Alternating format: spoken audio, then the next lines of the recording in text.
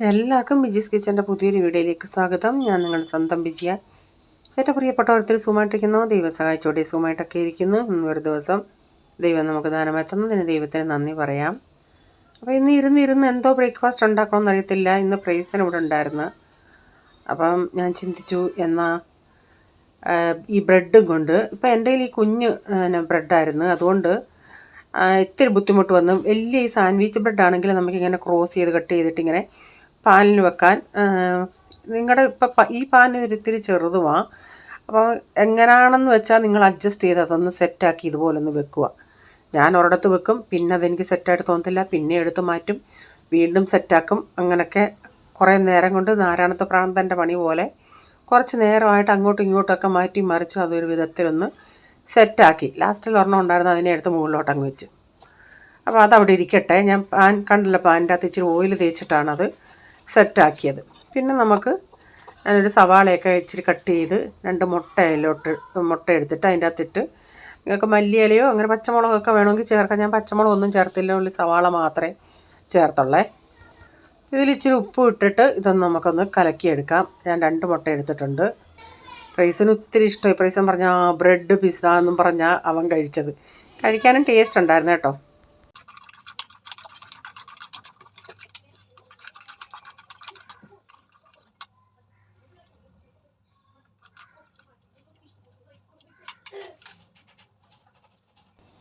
അപ്പോൾ ഇതെല്ലാം ഞാനിതിൻ്റെ അകത്ത് നിരത്തി വെച്ചിട്ട് ഇനിയൊന്ന് ഞാൻ ഗ്യാസ് ഒന്ന് ഓൺ ആക്കുന്നുണ്ട്. അപ്പോൾ ചെറിയ തീയിൽ വെച്ചാൽ മതി, ഒത്തിരി തീ കൂട്ടണ്ട. ബ്രെഡ് ആകുമ്പോൾ അങ്ങ് കരിഞ്ഞു പോകും. അപ്പോൾ പാനൊക്കെ ഒന്ന് ചൂടായി വന്നു. ഇതിലേക്ക് ഇനിയും ഇതിൻ്റെ മുകളിലോട്ട് നമുക്ക് ഈ മുട്ടയുടെ ലിക്വിഡ് ഒഴിച്ചു കൊടുക്കാം. ഞാൻ ആദ്യം ചിന്തിച്ച് മൊത്തം ഒഴിക്കേണ്ടെന്ന്, പിന്നെ ചിന്തിച്ചപ്പം അത് മൊത്തം ഒഴിക്കേണ്ടി വന്ന് അതിനകത്ത് എല്ലാം കൂടെ ഒന്ന് ഒഴിച്ചിട്ടുണ്ട്. എന്നിട്ട് തീ ഇച്ചിരി കുറച്ച് വെച്ചാൽ മതി, അതൊന്ന് വെന്ത് വരട്ടെ മുട്ടയൊക്കെ. എന്നിട്ട് ഞാൻ ഇതിൻ്റെ മുകളിലോട്ട് ഇച്ചിരി സവാളയും കൂടെ വിതറിയിട്ട് കൊടുത്തിട്ടുണ്ട്. എന്നിട്ട് അതിൻ്റെ ഞാനതൊന്ന് അടച്ചു കൊടുത്ത്. അപ്പം ഞാനതൊന്ന് ഇളക്കാൻ നോക്കുന്ന സൈഡിലൊക്കെ മുട്ട ഇങ്ങനെ ഉള്ളത് കൊണ്ട് ഇച്ചിരി മുട്ട ഒന്ന് പിടിച്ചിട്ടുണ്ട്. അപ്പം ഞാൻ ആ സൈഡിലൊക്കെ ഒരു ഇച്ചിരി ഓയിലൊന്ന് ഒഴിച്ച് കൊടുത്തിട്ട് വീണ്ടും ചെറിയ തീയിലിട്ട് അവിടെ നിന്ന് അടച്ച് വെച്ചിട്ടുണ്ട്. അപ്പം ഞാനിതൊന്ന് സൈഡൊക്കെ ഒന്ന് വിടിവിച്ചെടുക്കുന്നുണ്ട്. ഇച്ചിരി ഇതൊന്ന് അടിക്കൊരു ഇച്ചിരി പിടിച്ചായിരുന്നു. എന്നിട്ട് ഞാൻ കാരണം പൊട്ടിപ്പോകല്ലോ, അതുകൊണ്ട് ഞാൻ അതനുസരിച്ച് എല്ലാ സൈഡും ഒന്ന് വിട്ടിങ്ങനെ അകത്തോട്ട് നമ്മുടെ ചട്ടുകം, അതായത് സ്പാച്ചിൽ അകത്തോട്ട് ഇട്ടിട്ട് എവിടെ ഒട്ടിപ്പിടിച്ചിരിക്കുന്നതെന്ന് വെച്ചാൽ അതൊന്ന് വിടുവിച്ചതിന് ശേഷമാണ് ഞാൻ തിരിച്ചിട്ടത്. അല്ലെങ്കിൽ അതങ്ങ് പൊട്ടിപ്പോകും. പൊട്ടിപ്പോയാൽ നമ്മുടെ ഇതങ്ങ് ഫ്ലോപ്പായി പോകും. അപ്പം ഞാനിതൊന്ന് തിരിച്ചിടട്ടെ.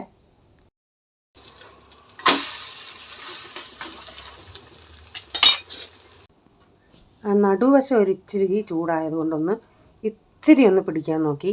അപ്പം ഞാൻ ഇതിൻ്റെ ഈ സൈഡിലും ഇച്ചിരി ഉള്ളിയും വിതറി.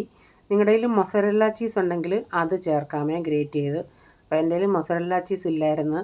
അപ്പം ഞാൻ ഇത് ഇങ്ങനെ പിച്ചി ഈ അമൂലിൻ്റെ ഈ ചീസ് ഉണ്ടല്ലേ, അതിങ്ങനെ ഒന്ന് ഇട്ട് കൊടുക്കുന്നുണ്ട്. ഇപ്പോഴും തീ ഏറ്റവും കുറച്ച് വെച്ചേക്കണമേ, കാരണം എപ്പോഴും ഞാൻ മുമ്പേ പറഞ്ഞ പോലെ ബ്രെഡല്ലേ, പെട്ടെന്ന് അങ്ങ് കരി. അപ്പോൾ ഞാനിതെല്ലാം ഇങ്ങനെ പിച്ചി ഇട്ടിട്ട് ഇതൊന്ന് ഇച്ചിരി നേരം ഒന്ന് ചെറിയ തീരൊന്ന് അടച്ചു കൊടുക്കുന്നുണ്ട്. അപ്പോൾ ആ ചീസെല്ലാം ഒന്ന് മെൽറ്റായി വരും.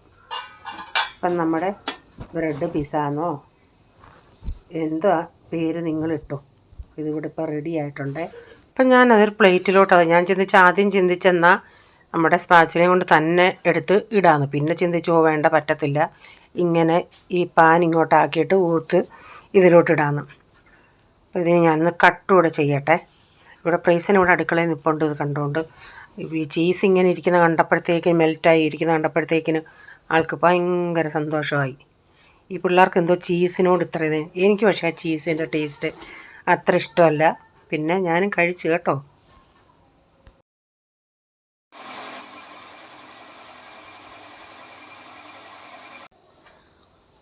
രാവിലത്തെ ഇതെല്ലാം കഴിഞ്ഞ് ഇവിടെ ഞാനും ഡാഡിയും പ്രൈസനെ ഉള്ളായിരുന്നു. പോൾമോൻ രാവിലെ പോയി.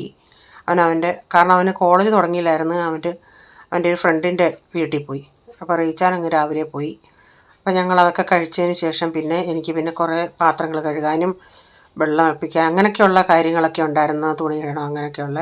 അപ്പം പിന്നെ ചപ്പാത്തിക്ക് ഞാൻ ചിന്തിച്ചൊരു ഉരുളൻകിഴങ്ങ് തോരൻ വയ്ക്കാമെന്ന്. ഒത്തിരി നാളായി ഉരുളൻകിഴങ്ങ് തോരൻ വെച്ചിട്ട്. അപ്പം ഞാൻ അതിനായിട്ട് സവാളയും പച്ചമുളകും എല്ലാം ഒന്ന് അരിഞ്ഞെടുത്തിട്ടുണ്ട്. കഴിഞ്ഞ ദിവസം ഉരുളൻകിഴങ്ങ് വാങ്ങിച്ച് പുറമേ നല്ല ഒരു പ്രശ്നവുമില്ല. പക്ഷേ അത് ഓരോന്നെടുക്കും തോറും അകമേ ആ ഉരുളൻകിഴങ്ങിന് തന്നെ ഞാനത് സ്കിൻ ചെത്തിയുണ്ട്, ഇത്തിരി ഒരു കട്ടി ഉണ്ടായിരുന്നു. പിന്നെ അകത്ത് മൊത്തം കറുത്ത കേടായിരുന്നു. 1 കിലോ വാങ്ങിച്ചിട്ട് അതിൽ 1 or 2 ആണ് കിട്ടിയത്. അത് ഞങ്ങളുടെ കടയിൽ നിന്നാണ് വാങ്ങിച്ചത്, അല്ലാതെ ജിയോ മാർട്ടിൽ നിന്നും അല്ല വാങ്ങിച്ചത്. ചില സമയത്ത് അങ്ങനെ ഇല്ല, പണ്ടുള്ളവരൊരു പഴഞ്ചൊല്ല് പറയുമല്ലേ, അഴകിയ ചക്കയിൽ ചുളയില്ലെന്ന് പറഞ്ഞതുപോലെ.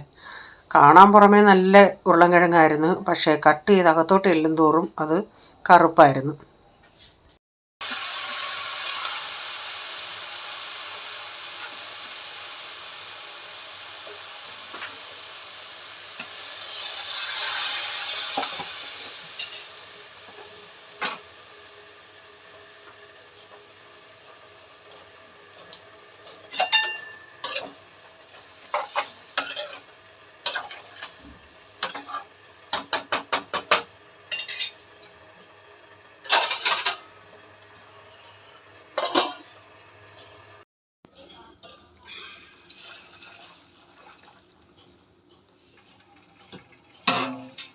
പാൽപ്പാട എടുക്കാൻ തണുത്തിട്ട് ഫ്രിഡ്ജിലോട്ട് വെക്കട്ടെ. അപ്പം ഞാൻ പാൽ കുറേ ദിവസം കൊണ്ട് ഇങ്ങനെ ചിന്തിച്ചിരിക്കും പിന്നെ പാൽപ്പാട എടുക്കണമെന്ന്. അപ്പം ഞാനത് 1 ലിറ്റർ പാൽ കാച്ചി വെച്ചു. 1/2 ലിറ്റർ രാത്രി എടുക്കണം, 1/2 ലിറ്റർ ഉറയെ ഒഴിക്കാമെന്ന് വെച്ച്. അപ്പം പാൽ ഇച്ചിരി അധികം വന്നെന്ന് പറഞ്ഞാൽ ഒരു ദിവസം രാത്രി കാച്ചാൻ പറ്റിയില്ല എനിക്ക്. എൻ്റെ ജോലി കാരണം ഞാനങ്ങ് മറന്നുപോയി. അതുകൊണ്ടാണ് എക്സ്ട്രാ ഒരു കവർ വന്നത്.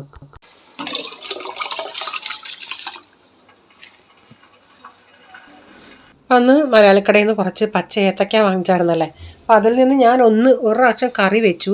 ബാക്കി എനിക്ക് ഏത്തക്ക തോരൻ വെക്കുന്ന ഭയങ്കര ഇഷ്ടമാണ്. ഇവിടെ നേരത്തെ പിള്ളേർ കൂട്ടത്തിലായിരുന്നു, ഇപ്പോൾ പിള്ളേരും കൂട്ടും. കുഞ്ഞതായിട്ട് അരിയണമെന്നേ ഉള്ളൂ.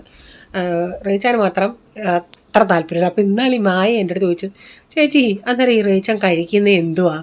സത്യം പറഞ്ഞാൽ റീച്ചാൻ അങ്ങനെ ഫുഡിനോട് നമുക്കൊരു ഒരു ബുദ്ധിമുട്ടില്ല. ഒരു മോരും കാബേജും, പണ്ട് തൊട്ടേ ഉള്ള മോരും കാബേജും ഉണ്ടെങ്കിൽ സംതൃപ്തിയാണ്. അപ്പം ഇങ്ങനെ ഇത് രണ്ടും ഉള്ളെങ്കിൽ എനിക്കൊരു തോന്നുന്നു, ഞാൻ പറഞ്ഞ ഒരു മുട്ടയും കൂടെ പൊരിക്കട്ടെ, വേണ്ട ഇത് രണ്ടും ഉണ്ടല്ലോ അത് മതിയെന്ന് പറയും. അപ്പോൾ അങ്ങനെ വലിയത്. പിന്നെ ഞാൻ പറഞ്ഞില്ലേ പ്രോൺസ്, ബീഫ്, ഈ ബ്ലാക്ക് ആവോലി, നെയ്മീൻ അങ്ങനെയുള്ളതൊക്കെ ഇഷ്ടമാണ്. കാരണം ഈ മുള്ള് പേടിച്ചല്ല, വലിയ മീൻ വേണമെന്നല്ല, മുള്ളില്ലാത്ത മാംസമുള്ള മീനുകൾ കഴിക്കും. പക്ഷേ ചൂര അത്ര ഇഷ്ടമല്ല. വെള്ളയാണെങ്കിൽ കഴിക്കും, കേരയാണെങ്കിൽ കഴിക്കും, നമ്മുടെ സാധാ ചൂര കഴിക്കത്തില്ല. അന്നേരം കഴിഞ്ഞ ദിവസം ഈ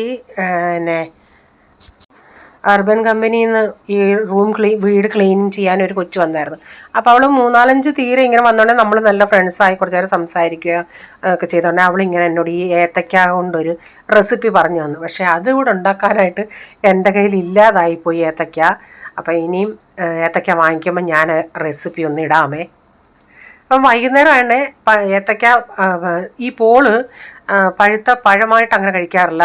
പക്ഷേ ഈ നെയ്യിൽ ഇങ്ങനെ വാട്ടിയോ ഏത്തക്ക അപ്പം ആണേലും ഏത്തക്കാപ്പം ഉണ്ടാക്കിയാലും അവൻ അത്ര ഇഷ്ടമല്ല, പക്ഷേ കഴിക്കും, അത്ര ഇതേ ഉള്ളൂ. അപ്പം ഞാൻ ചിന്തിച്ച് എന്നാൽ അവൻ കഴിച്ചില്ലല്ലേ പ്രൈസൻ അതിനോട് പ്രൈസൻ തിന്നു, പോളിൻ്റെയും കൂടെ പ്രൈസൻ കഴിച്ചോളും.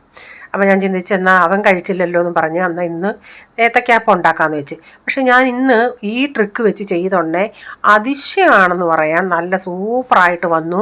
അതുപോലെ ഒത്തിരി അങ്ങ് എണ്ണ, നമ്മൾ സാധാരണ ഏത്തക്കാപ്പം കഴിക്കുന്നുണ്ടെങ്കിൽ ഇങ്ങനെ കയ്യിലിങ്ങനെ ഒത്തിരി എണ്ണ വരുമല്ലേ, ഇത് ഇങ്ങനെ ഉണ്ടാക്കിയിട്ട് അങ്ങനെ അധികം എണ്ണയും കയ്യിലങ്ങനെ ആയില്ല.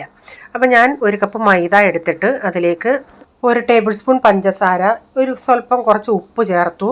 എന്നിട്ട് 2 ടേബിൾ സ്പൂൺ നമ്മുടെ ദോശമാവ് ഉണ്ടല്ലേ, ദോശ ഇഡലി മാവ് ഞാൻ ബാക്കി ഫ്രിഡ്ജിൽ വെച്ചിട്ടുണ്ടായിരുന്നു, അതിൽ നിന്ന് 2 ടേബിൾ സ്പൂണും ചേർത്ത് കുറച്ച് ജീരകവും, ഞാൻ പാത്രത്തിൽ ആ കറുത്ത വെള്ളം പോലെ ഒഴിച്ചത് എന്തുവാന്നോ, എള്ള്.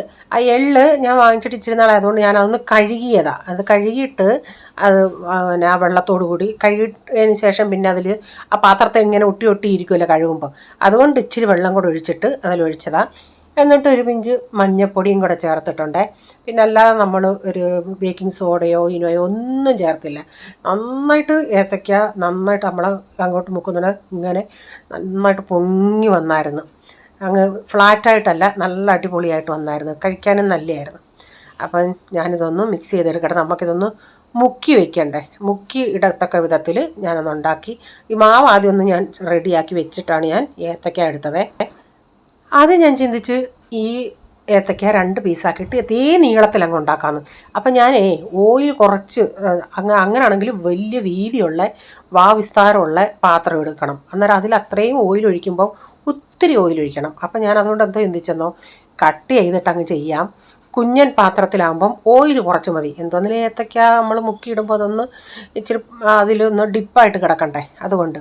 അപ്പം ഞാനിത് ഇങ്ങനൊന്ന് പീസാക്കിയിട്ട്, ചിലത് ഞാൻ 2 പീസാക്കിയിട്ട് പിന്നെ അത് 3 ആയിട്ട് കീറി, ചിലത് 2 ആയിട്ട് കീറി, അങ്ങനെ. ഇത്ര ഈസി ആയിട്ട് നമുക്ക് ഏത്തക്ക. അപ്പം ഞങ്ങൾ ആ മലയാളി ഹോട്ടലുണ്ടല്ലേ, അവിടെ ഒരു ഏത്തക്കപ്പത്തിന് 20 രൂപയാണ്. അതെന്ന് പറയുന്നത് ഇപ്പം ആ വലിയ ഏത്തക്ക ഉണ്ടല്ലോ, ഞാൻ ആ ഏത്തക്ക ഉണ്ടല്ലേ അവർ 2 ആക്കത്തില്ല, അത് 2 പീസാക്കിയിട്ട് അത്രയും വലിയതാണ്, 20 രൂപ. അപ്പോൾ ഒരു ഇച്ചിരി മെനക്കെട്ട ഒരു 3 ഏത്തക്ക ഞാനെടുത്ത് ആവശ്യത്തിന് കഴിക്കാനുണ്ടായിരുന്നു.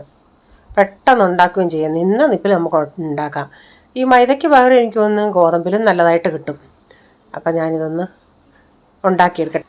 അത് ഇട്ടിട്ട് ഇച്ചിരി ഇതാകുമ്പം അത് തന്നെ ഇങ്ങ് പൊങ്ങി വന്നോളും. ഒരെണ്ണം ഞാൻ മുറിക്കാതെ നീളത്തിൽ കണ്ട, ഇത് നീളത്തിൽ 2 പീസാക്കിയുള്ള അങ്ങനെയാണ് ഇട്ടത്. പലതും പല രീതിയിലാണ്. എന്നിട്ട് ഈ ഏത്തക്ക ഉണ്ടാക്കി കഴിഞ്ഞിട്ട് ലാസ്റ്റിൽ മാവ് വരുമല്ലേ, ആ മാവിൽ ഞാനൊരു ഇച്ചിരിയും കൂടെ പഞ്ചസാര ഇട്ടിട്ട് അതിങ്ങനെ കോരി ഒഴിച്ചെടുക്കും. അത് തിന്നാനും നല്ല കേട്ടോ. അതിവിടെ പിള്ളേർ പിടിച്ചുപറിയായിരുന്നു അത് തിന്നാനായിട്ട്. നമുക്ക് വേണമെങ്കിൽ ഈ നമ്മുടെ തവി ഉണ്ടല്ലോ, തവി, ഈ എണ്ണയൊക്കെ കോരുന്നത്, അതിൻ്റെ അകത്ത് ഇങ്ങനെ മാവ് ഒഴിക്കുവാന്നേൽ ബൂന്തി പോലെ നമുക്ക് മണിമണിയായിട്ട് തിന്നാൻ പറ്റും. ഞാൻ പിന്നെ സ്പൂണിൽ കോരി അങ്ങ് ഒഴിക്കുമായിരുന്നു. ആണ്ടെ സ്പൂണും കൊണ്ട് ഞാനൊന്ന് തിരിച്ചിടാൻ നോക്കിയിട്ട് അതിൻ്റെ അഹങ്കാരം കണ്ടില്ലേ, മറിയാനൊരിത്തിരി പ്രയാസം. കാരണം എപ്പോഴും ഈ കൈ കഴുകണം, അതാ കയ്യിൽ മാവുണ്ട് എൻ്റെ. നിങ്ങളയ്യേ വൃത്തികേടായിട്ട് തോന്നല്ലേ. കുറേ നേരം ഞാനൊന്ന് കൈ കഴുകി.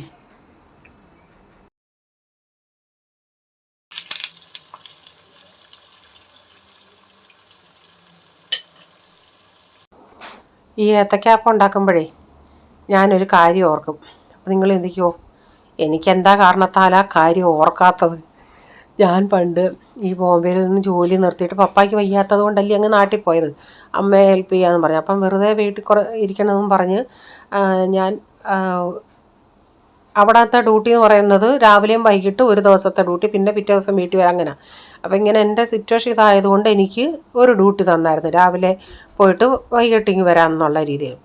അപ്പം ഞങ്ങൾ അവിടെ ഹോസ്പിറ്റലിൻ്റെ തൊട്ടപ്പുറത്ത്, ജനലിൻ്റെ തൊട്ടപ്പുറത്ത് ഒരു കുഞ്ഞു മാടക്കടയുണ്ടായിരുന്നു. അവിടെ ഒരു പ്രായമുള്ള അപ്പനും അമ്മയും കൂടെ കച്ചവടം നടത്തുന്നത്. ജനലിൻ്റെ അപ്പുറത്തെന്ന് പറഞ്ഞാൽ നമുക്ക് ആ OPDയുടെ അവിടെ നിന്ന്, ആ ജനലിൻ്റെ അവിടെ നിന്ന് പറഞ്ഞാൽ അവർക്ക് കൊണ്ടുതരാൻ പറ്റും. അപ്പം അന്ന് ചായയൊക്കെ 2-5 രൂപയൊക്കെ ആയിരുന്നു ചായക്ക്. ഇപ്പോൾ ചായക്ക് എത്ര രൂപ നാട്ടിലെന്ന് എനിക്കറിയത്തില്ല. അപ്പം ചായ വൈകിട്ട് വാങ്ങിക്കും. പിന്നെ ഏത്തക്കപ്പം കൂടുതലാണ് ഉണ്ടാക്കുന്നത്. അതൊക്കെ വാങ്ങിക്കാൻ ഒന്നുകൂടെ ഒന്ന് ചിന്തിക്കും ഞാൻ, വേണോ വേണ്ടോ എന്നുള്ളത്. കാരണം അത്രയും പൈസ കൊടുത്ത് വാങ്ങിക്കണ്ടേ. 7, 8, 10 രൂപ എങ്ങാണ്ടായിരുന്നെന്ന് തോന്നുന്നു. അപ്പോൾ ചുരുക്കം ചില സമയത്ത് ഇങ്ങനെ വാങ്ങിക്കും. അതൊക്കെയാണ് ഞാൻ ഓർക്കുന്നത് ഈ ഏത്തക്കാപ്പമൊക്കെ കാണുമ്പം. മാവ് ചേർത്താൽ ഇത്രയും നന്നായിട്ട് ഇങ്ങനെ വീർത്ത് വരുമെന്ന് എനിക്കറിയത്തില്ലായിരുന്നു, പുളിച്ച മാവേ. അപ്പം നമ്മുടെ ഏത്തക്കാപ്പം ഇവിടെ റെഡി ആയിട്ടുണ്ട്. ഇന്നത്തെ വീഡിയോയിലെ വിശേഷങ്ങൾ ഇതൊക്കെയായിരുന്നു. വീഡിയോ ഇഷ്ടമായെങ്കിൽ ലൈക്ക് ചെയ്യണേ, നിങ്ങളുടെ അഭിപ്രായം കമൻറ്റിൽ കൂടെ അറിയിക്കണേ. സബ്സ്ക്രൈബ് ചെയ്യാതെ ആരെങ്കിലും വീഡിയോ കാണുന്നുണ്ടെങ്കിൽ, വീഡിയോ ഇഷ്ടമായി വീണ്ടും ചാനൽ കാണണമെന്ന് ആഗ്രഹമുണ്ടെങ്കിൽ ഒന്ന് സബ്സ്ക്രൈബ് ചെയ്തിട്ട് ആ ബെല്ലൈക്കോട്ടോട് പ്രസ് ചെയ്യുകയാണെങ്കിൽ ഓൾ എന്നൊരു ഓപ്ഷൻ വരും. അതോടെ പ്രസ് ചെയ്യുകയാണെങ്കിൽ ഞാനെന്ന വീഡിയോയുടെ നോട്ടിഫിക്കേഷൻ നിങ്ങൾക്ക് എന്നും വരുന്നതായിരിക്കും. പുതിയ വീഡിയോയുമായി വരും വരെ bye, God bless you all. Thank you, take care, bye, see U.